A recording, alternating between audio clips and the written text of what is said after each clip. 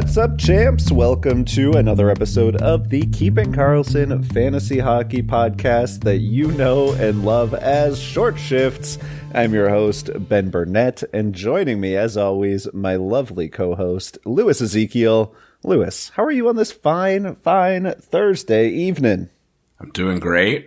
Just wrapped up my conferences for the trimester, so I've got those out of the way. Very relaxing, and yeah, I've actually got the Arizona Coyotes coming over to stay with me. They're going to crash on my couch for a little while they look for a new home. Oh my gosh, that's nice of you. That's you and your wife are saints for housing what I would assume is a very hungry franchise. Yeah, we're very generous, and with everybody in the neighborhood kind of coming to stop by and ogle, it'll be like a full Gila River arena. Well, Louis, we should get into the fantasy hockey analysis, and very clear where we have to start tonight, and that is in Edmonton, where multiple sources have confirmed, and now I guess we have agent confirmation, that Evander Kane has signed a deal to join the Edmonton Oilers. Could be in the lineup as early as this weekend. As the NHL announced today, they will not be they did not find enough evidence to enforce discipline on Evander Kane for his alleged crossing the border while COVID positive. At this point, Kane should probably be rostered in all competitive leagues already. I'm assuming if you're listening to this show that Evander Kane is not on your waiver wire. Louis, what's the upside here? What do you see Evander Kane doing in his new home in Edmonton? Well, I mean, it seems pretty clear that he'll end up playing alongside at least one of McDavid and Draisaitl. So that obviously is an immediate, a very appealing opportunity to have. And obviously we've seen many, many wingers come and go in those positions. And a lot of them have, passed through pretty obscurely, but none of them have really had the skill set that Kane can bring to the table. Hockey politics aside and all of that, I think, focusing on the fantasy benefit here, I think this is a great opportunity. It doesn't necessarily mean that he's going to be able to cash in on it right away. He has not, he's been kind of on his own for conditioning. He will not have had a chance to do a whole lot of skating with his new team. So I think it may take some time, but who knows? Maybe he comes out like gangbusters and he's just ready to play. He's been desperate to get on the ice, but, I wouldn't be surprised if there are some hiccups and bumps here and there. It's been kind of unavoidable with Edmonton, throughout the whole season. And still does not solve the goalie issue, which really is kind of at the core of some of their problems, but it may give them, may help them shake out of some of their offensive funk that they've been in lately. Although they've had a couple solid games in a row, so maybe that's where we're headed. Yeah, after the shutout against Florida on a week from today, I guess they've won 2 straight, and I don't actually care at all about the goaltending. I'm just thinking about the forward group here. And honestly, there are 3 natural centers in Edmonton, though Ryan Nugent-Hopkins has obviously been playing on the wing most of the last couple of years. But you could really see Evander Kane fitting with any of those 3. Like the thought of Zach Hyman going into the corner and fishing out the puck for McDavid and Evander Kane is super appealing. The thought of Draisaitl and Kane as dual threats to shoot the puck on line 2 is incredible. And honestly, imagine a team trotting out a Ryan Nugent-Hopkins, Evander Kane third line. Like I guess the permutations of their top end talent is pretty incredible in Edmonton. I guess the next question for me is, what does this do to their top power play? Does Kane, a player who doesn't really fit in the net front role, where does he wind up on this power play? Because I would assume that they're keeping, the McDavid, Draisaitl, Nugent-Hopkins group. Do Kane and Hyman alternate with one of them going on a second unit? Is it just Kane all the time? I think that'll be really curious to see. Yeah, definitely. It'll be something to keep an eye on. Game Day Lines does such a great job tweeting out even strength and power play units. So yeah, I would just keep an eye on there. And if he's not on the top power play to start out the gate, I wouldn't stress too much because I think he could certainly find his way there, as he gets his legs under him as well. So, just something to think about there. I mean, the other thing with Evander Kane is that he has very rarely been top power play in his career, and he's still been a 60-point guy, even without top power play in San Jose. So, I mean, I think given the quality of the caliber of player that he's going to be playing with at even strength, I really wouldn't be worried. You're going to get value out of him just from his peripherals, regardless of what his power play deployment is. Yeah, I was going to say, if he comes out and is really moving, and I think if he wants to try to impress the new staff that he's working for, I think those peripherals are all but guaranteed.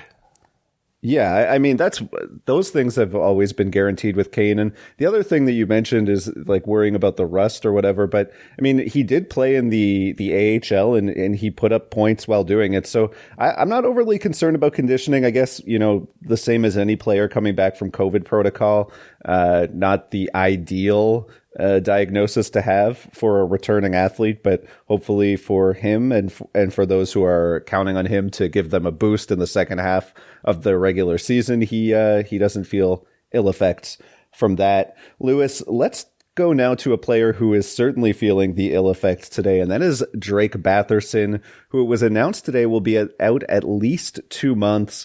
I believe it was the Ottawa Sun reporting later in the day that it's unlikely Batherson returns this season. We talked to Alex Formenton on Tuesday, a player who has been on a hot streak with Jimmy Stützle, but Tyler Ennis was the one who actually got the first shot on the top power play, and he registered a hat trick on Tuesday night. The Sens also appear to be going back to the Tkachuk-Norris-Sanford line one combo. Ennis joining that aforementioned hot Formenton and Stützle duo. So I guess I'm wondering, Lewis, who would you rather of this group? Would you rather line 2 power play 1 Tyler Ennis, line 2 power play 2 Alex Formenton, or line 1 power play 2 Zach Sanford?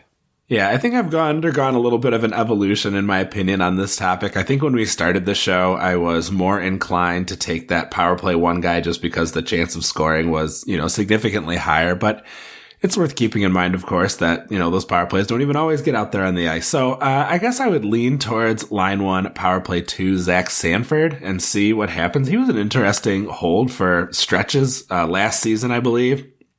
And certainly getting a great opportunity to play some significant minutes with the top line. So I think that is the way I would go. I picked him up in the shared keeper league that you and I play in because he's got that great schedule coming up for the rest of the long, All-Star break. So that's where I'm leaning at the moment.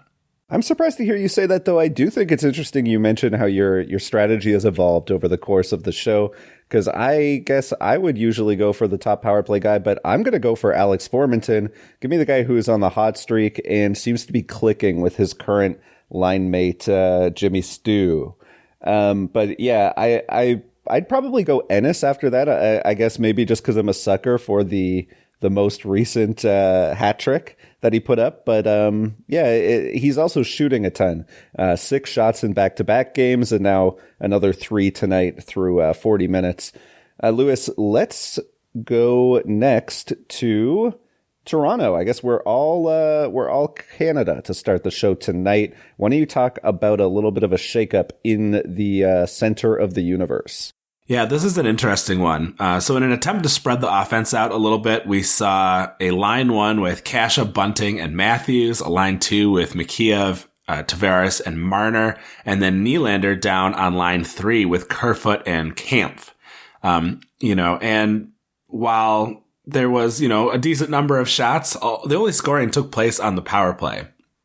So it's possible the staff concludes that these even strength lines aren't maintaining. So keep an eye on game day lines. But it does put some players in some interesting spots. Line 3, Willie Nee stayed relevant. He got a goal and an assist. Of course, both of those came on the power play, not with his new even strength line mates. So he may be in for a little bit of reduced scoring, for as long as these lines last. Looking over kind of the other interesting players, I kind of like Mikheyev in his spot.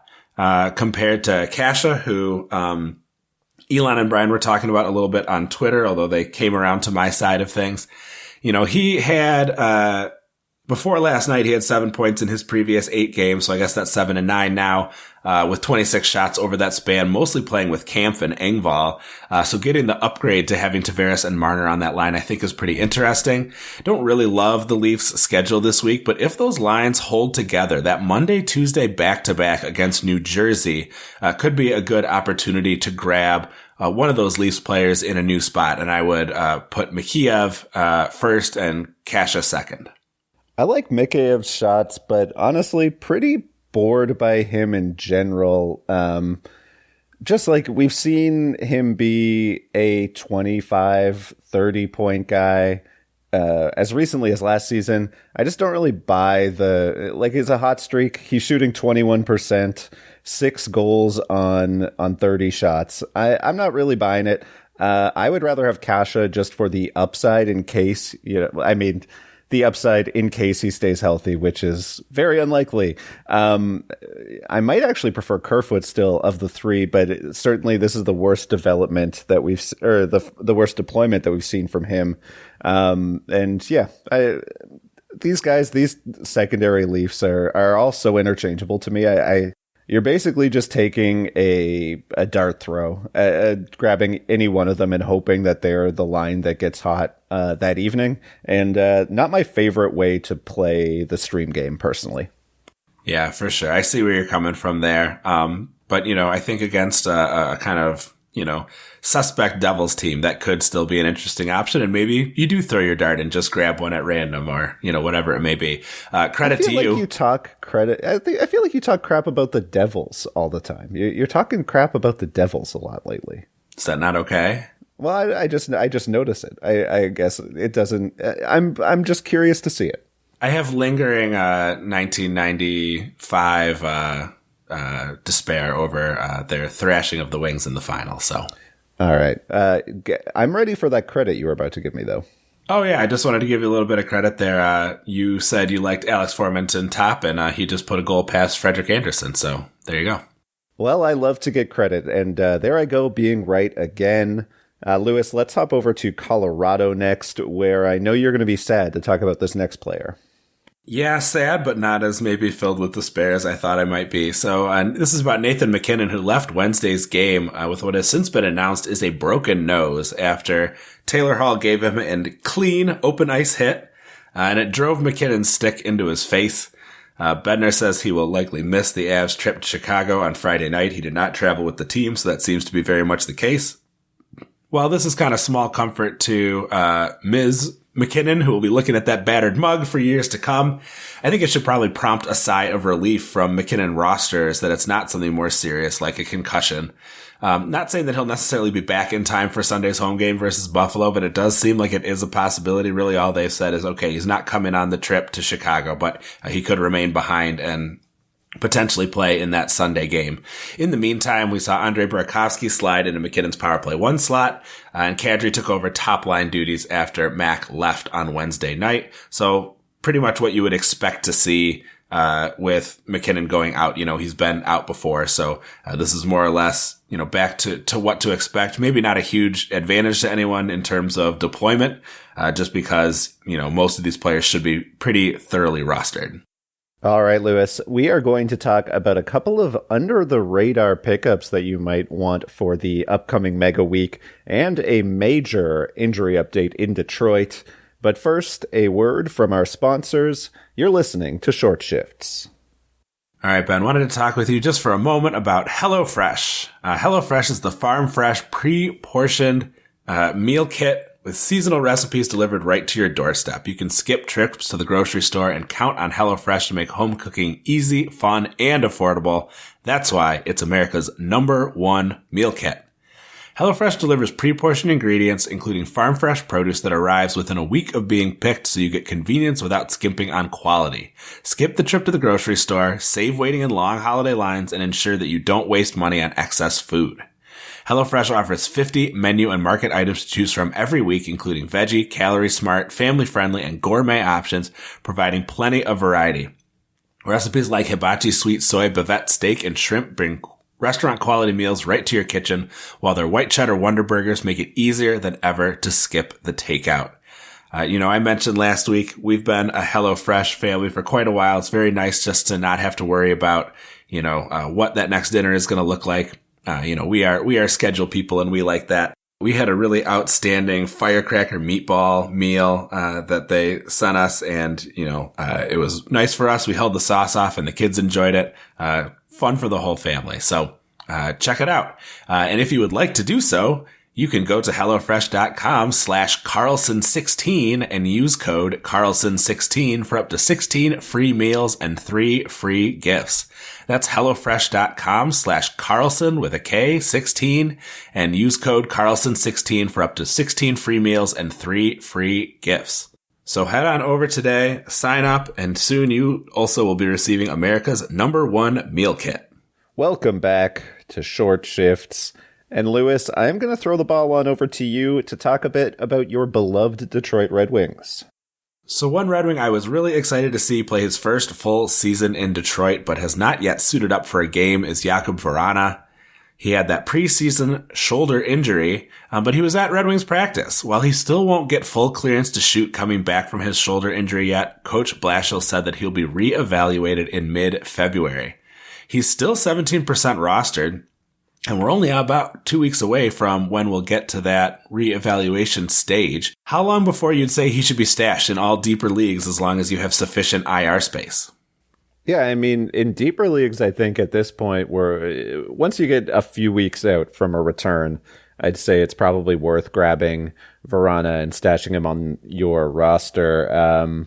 We're in a league together. You mentioned it earlier, a keeper league. There's only 2 IR spots. It's been a horrible disaster through the COVID season. And Vrana has been rostered pretty much all season, or maybe hit the waiver wire for a few weeks, but it got added again back in late December. And I would say like in a lot of leagues, it's worth stashing him at this point. But I wouldn't be dropping a player if I'm in the middle of it's the usual caveats, right? I'm not going to be dropping a player that could be helping me now if I really need that help right now.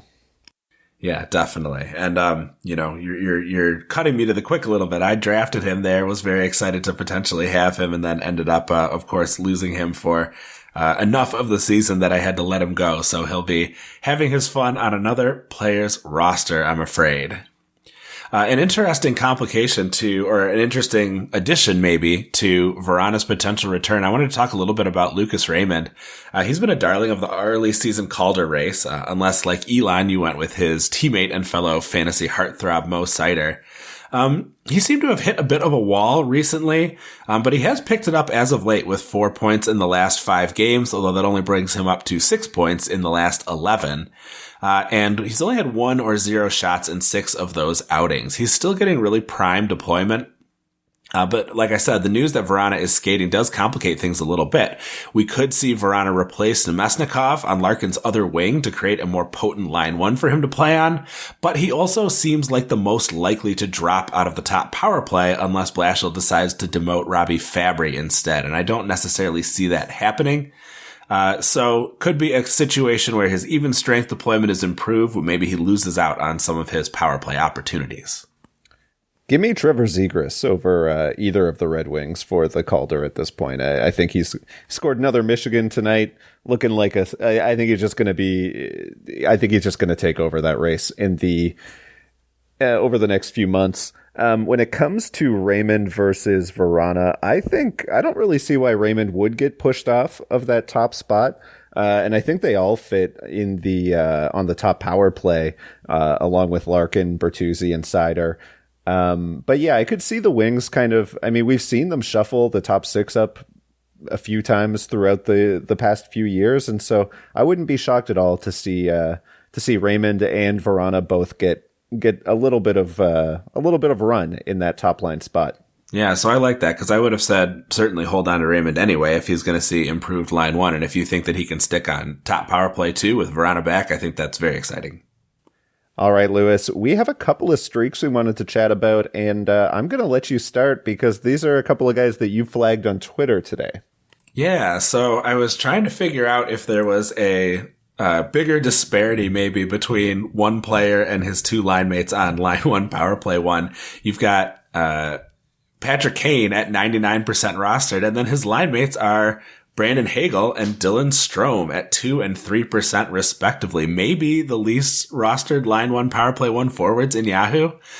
So these guys are widely available and make pretty appealing options for plugging holes in your lineup, especially if they were caused by tragic injuries to your key players, as we have both experienced recently. I'll start with Strome. Strome's got 9 points in 8 games after Wednesday's 4-point explosion, including 6 shots and a hat trick against the Red Wings. His shooting has been kind of feast or famine in January. He's got 4 games with 2 or more shots and 4 with 1 or 0. But lately this has really been his most extended look on line one with Kane and Hagel, and maybe we're finally seeing signs of the breakout that we had hoped to see. Hagel, meanwhile, has been shooting less on average, although with more consistency. So, just shooting more regularly, none of these 0-shot games, I think only 1 in there in the recent past. He has 6 points in his last 7 games to go with 13 shots, and he's getting about a hit and about a half a block per game for you as well. Since returning from a brief injury absence, he has not played below 18 minutes and has been a fixture on line one and power play one. Really what I would hope to see here, and what might goose those roster numbers a little bit is if Patrick Kane could start to see some positive shooting percentage regression, it could really buoy their numbers even more. He continues to shoot a ton without much result. He has 2 goals in those last 11 games on 38 total shots. So not really what you would expect to see in terms of conversion rate, but definitely the shooting we've always come to expect from Patrick Kane. Yeah, I think that's interesting to see Dylan Strome start to get it together. I don't really have much hope for Strome or Hagel beyond, I'm not saying don't ride the hot streak, but Strome has been, it's just been a disappointment anytime you've decided to get your hopes up for him since he's been drafted. So it's just hard for me to get hurt again, I guess. Yeah, I can see where you're coming from there. But I think they make, especially with 5 games, during the extended week 16, that puts them in pretty rare company, in the top half of the league in terms of, games that they'll play during that break. So, that's a pair that I am definitely interested in. Yeah, no, just to be clear, I mean specifically as I definitely see their value as streamers. I'm speaking specifically rest of season. I don't want to get my hopes too high because, as I said, they've hurt me before, or at least Strome has, and Hagel is a player who you can see him already as just one of those guys who, like, when he's on a heater, worth it, and then Chicago seems terrible and they go cold. The one thing I found very interesting in looking into Chicago's deployment is that Jonathan Toews has finally been removed from the top power play unit. Maybe that does help them sustain some level of competence, is just getting Toews off of it, because he certainly wasn't doing anything with that deployment. And it would be nice if that did clear them up for a little bit of positive progress on the power play in Chicago. Lord knows they need something to cheer about. Lewis, we have just a couple more players that we want to talk about, and I'm going to start in Calgary, where Rasmus Andersson appears to be on a bit of a hot streak here. Points in 4 straight, and he's shooting quite a bit. 7 shots on Wednesday, 15 over the past 4 games, and he's averaging 2 blocks per night over the past 10 games. He is the uncontested top power play guy in Calgary, and Calgary has a very nice schedule rest of season, among the most games played remaining across the entire NHL. Anderson's still just 36% rostered, and while I don't think he's going to be a 60-plus point power play one defenseman, even a 45 to 50 point D-man with that cushy schedule has some pretty solid value. And while he's on the hot streak, is probably the best time to try and grab him off the waiver wire if he happened to make his way there over the last few weeks when Calgary had a bit of a sporadic schedule. And when I was looking for players who I might consider dropping for Andersson, I noticed Eric Johnson is still 48% rostered on Yahoo, despite having no points in his last 11. Still really solid peripherals from EJ, but rostered in nearly 50% of leagues, to me is just an over-index. The hits are still coming, and I guess in hits leagues, Andersson is going to give you 0 hits. So I can see holding on to Johnson if he fills a very specific role on your roster. But I do think that his 48% and Razman's 36% should probably be flipped. Yeah, I would agree with you there. I think maybe this is an artifact of folks adding him kind of during some of these, 4-game Colorado weeks and just sort of not ever letting him back go, especially if they're in Cats leagues, getting some of those stat stuffers. But I agree with you. I think Andersson is the more interesting ad. We saw what we thought might be Oliver Shillington kind of making a push for potentially getting some more of that power play time. It hasn't really emerged. I think Andersson is the pick there for sure. All right, Lewis, that's all the time that we have for this evening. Thank you to all for listening to tonight's show. And Lewis, thanks for joining me. I look forward to chatting with you again soon. My pleasure. Yeah, absolutely. And thank you for joining us, listeners. Be sure to give us a follow at Short Shifts KK. You can find Brian and Elon at Keeping Carlson, Dave Betten of Stream Scheme at NHL Stream Scheme. And I also recommend you follow the Game Day Suite at Game Day Lines, at Game Day Goalies, and at Game Day News. Shams and Elon working really hard to give you every little bit of news as it comes across the feed. You can also visit the great sites where we research our episodes at Yahoo, Frozen Tools, Natural Stat Trick, and Cacupful.com. Our intro and outro music was created by Pat Roach, and until we see you next time, play smart and keep your shifts short.